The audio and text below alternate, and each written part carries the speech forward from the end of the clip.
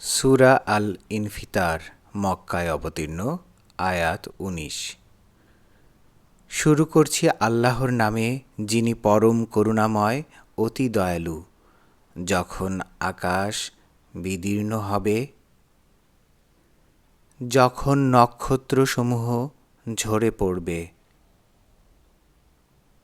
যখন সমুদ্রকে উত্তাল করে তোলা হবে এবং যখন কবরসমূহ উন্মোচিত হবে, তখন প্রত্যেকে জেনে নিবে সে কি অগ্রে প্রেরণ করেছে এবং কি পশ্চাতে ছেড়ে এসেছে।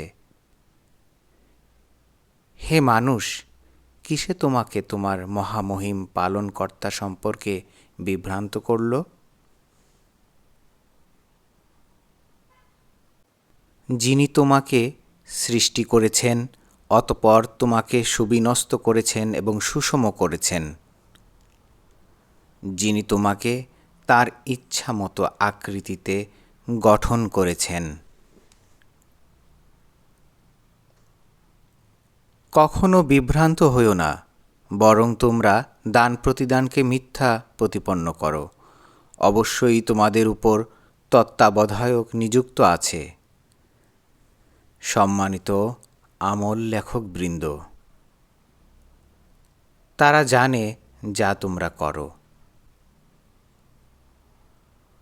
সৎকর্মশীলগণ থাকবে জান্নাতে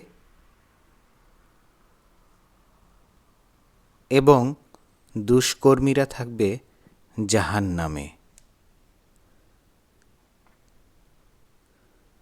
তারা বিচার দিবসে তথায় প্রবেশ করবে। তারা সেখান থেকে পৃথক হবে না।